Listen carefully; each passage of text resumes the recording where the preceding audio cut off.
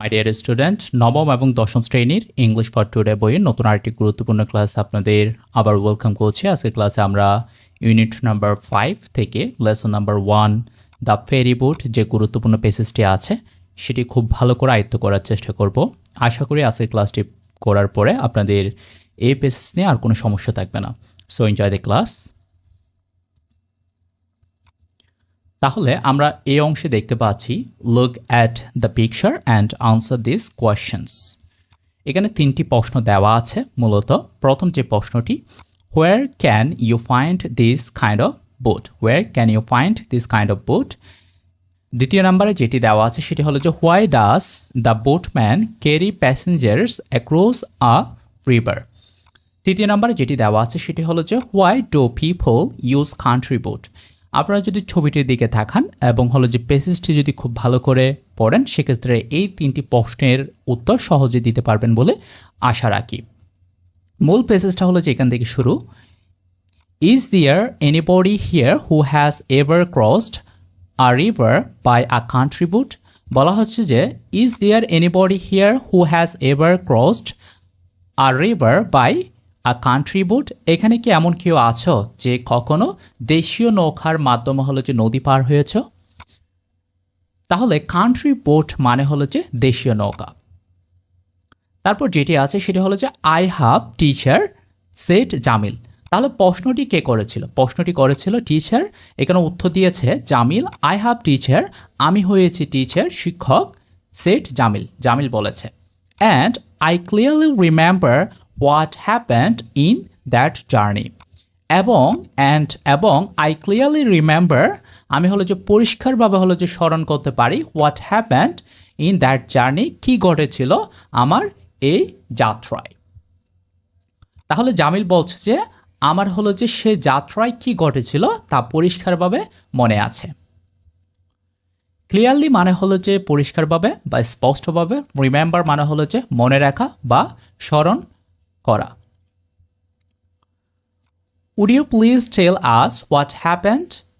The teacher asked। তাহলে শিক্ষক জিজ্ঞাসা করেন, the teacher asked, would you please tell us what happened? দয়া করে তুমি কি আমাদের বলবে কি ঘটেছিল? What happened, কি ঘটেছিল? তারপরে যেটি আছে ওকে টিচার, জামিল বলে ওকে টিচার, ঠিক আছে শিক্ষক। It happened when I was in class 6। এটি ঘটেছিল যখন হলো যে আমি ষষ্ঠ শ্রেণীতে পড়তাম। তাহলে জামিল বলে ইট হ্যাপেন্ড, এটি ঘটেছিল when I was in class 6। এটি ঘটেছিল যখন আমি ষষ্ঠ শ্রেণীতে পড়তাম।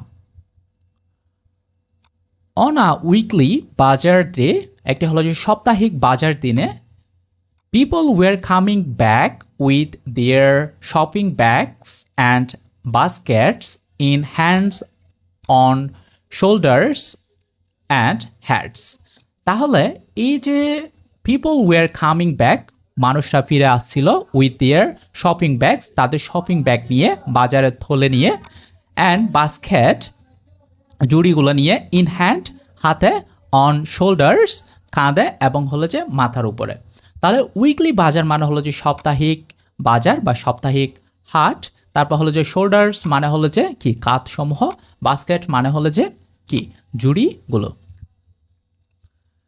তারপর they had to cross the river, তাদের নদীটি পার হতে হতো। অর্থাৎ ওইখানে হলো যে একটি নদী ছিল, নদীটি তাদের কি পার হতে হতো। It was not a big river, এটি খুব বড় একটি নদী ছিল না। তাহলে they had to cross the river, তাদের হলো যে নদীটি পার হতে হতো। It was not a big river, এটি খুব বেশি বড় নদী ছিল না। কে বলেছে? জামিল বলেছে। There was a ferry boat playing on the river, অর্থাৎ নদীতে একটি ফেরি নৌকা চলাচল করছিল। The boat could cross its in 8 to 10 minutes। এই যে নৌকাটি হলো যে 8-10 মিনিটের মধ্যে হলো যে নদীটি পার হতে পারত। তাহলে জামিল বলে কি, এই যে there was a ferry boat playing on the river, তাহলে কি এই নদীতে একটি হলো যে ফেরি বোট বা নৌকা চলাচল করছিল। The boat could cross its in 8 to 10 minutes, অর্থাৎ নৌকাটি 8-10 মিনিটের মধ্যেই হলো যে নদীটি পার হতে পারত। প্লেইং মানে হলো যে নিয়মিত চলাচল করা বা বিশেষ করে হলো যে যানবাহন এর ক্ষেত্রে আমরা ব্যবহার করি। ইট ওয়াজ জাস্ট আফটার সানসেট, অর্থাৎ সময়টা ছিল হলো যে ঠিক সূর্যাস্তের পরে। The weather was getting bad, এই যে দ্য ওয়েদার মানে হলো যে আবহাওয়া, গেটিং ব্যাড মানে হলো যে খারাপ হয়ে যাচ্ছিল। এই যে সানসেট মানে হলো যে কি সূর্যাস্ত, তারপর হলো যে ওয়েদার মানে হলো যে আবহাওয়া। The winds started blowing from the north West, এই যে উত্তর এবং হলো যে পশ্চিম, নর্থ এবং হলো যে ওয়েস্ট থেকে কি হয়েছিল বাতাস বইতে শুরু করেছিল। এই যে the winds started blowing from the north West, তাহলে পশ্চিম উত্তর পশ্চিম থেকে হলো যে কি বাতাস বইতে শুরু করেছিল। Black clouds were moving fast in the sky, আকাশে কালো মেঘ দ্রুত উড়ছিল। ব্ল্যাক ক্লাউডস মানে হলো যে কালো মেঘ, ওয়ার মুভিং ফাস্ট মানে হলো যে কি ইন দ্য স্কাই, অর্থ হলো যে আকাশে খুব দ্রুত উঠছিল। ব্লোয়িং মানে হলো যে কি প্রবাহিত হওয়া, তাহলে নর্থ ওয়েস্ট মানে হলো যে উত্তর এবং হলো যে পশ্চিম, তাহলে নর্থ মানে হলো যে উত্তর আর ওয়েস্ট মানে হলো যে পশ্চিম। Everybody was trying to get into the boat, তাহলে সবাই নৌকায় ওঠার জন্য কি করছিল চেষ্টা করছিল। Everybody was trying to get into the boat, সবাই হলো যে নৌকায় ওঠার জন্য কি করছিল চেষ্টা করছিল। No more please wait shouted the boatman, এই যে শাউটেড দ্য বুটম্যান বলেছে যে কি নো মোর আর না, শাউটেড দ্য বুটম্যান অর্থাৎ কি বুটম্যান এ বলে চিৎকার করছিল।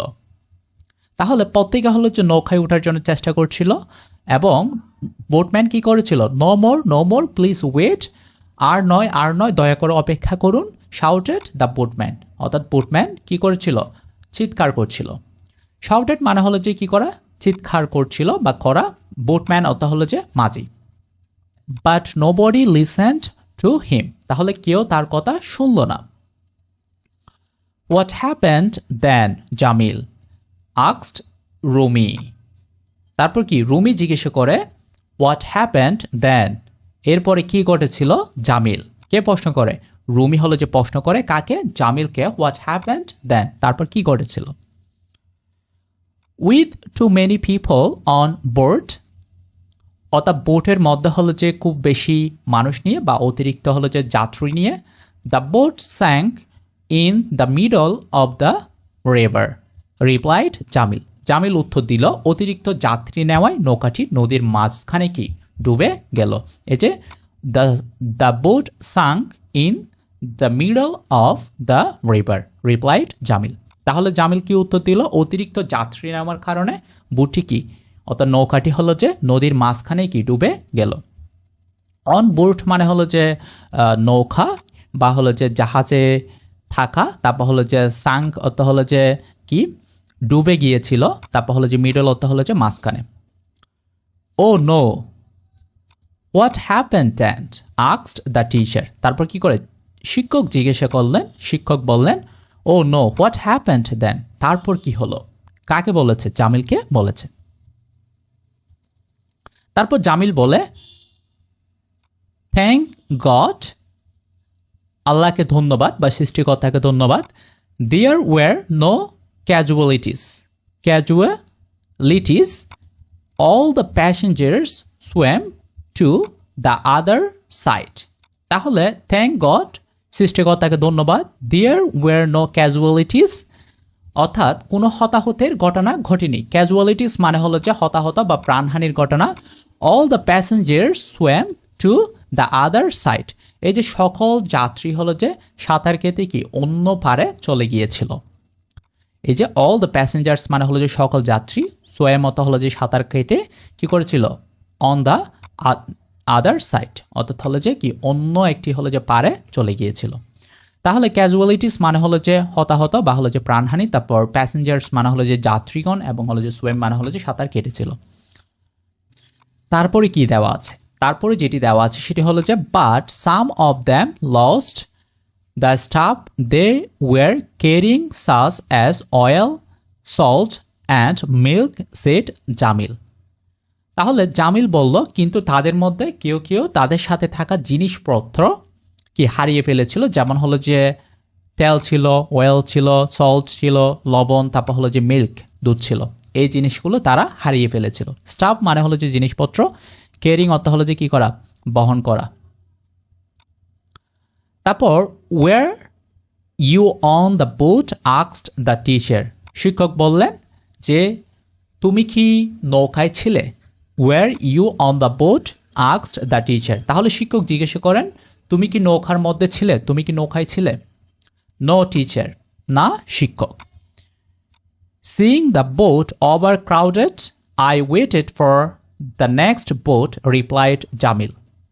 অর্থাৎ জামিল কি বলে, এই যে না শিক্ষক, নো টিচার, না শিক্ষক, seeing the boat over crowded অর্থাৎ নৌকাটি অতিরিক্ত ভিড় দেখে, I waited for the next boat, আমি হলো যে পরবর্তী যে নৌকা সেটার জন্য অপেক্ষায় ছিলাম।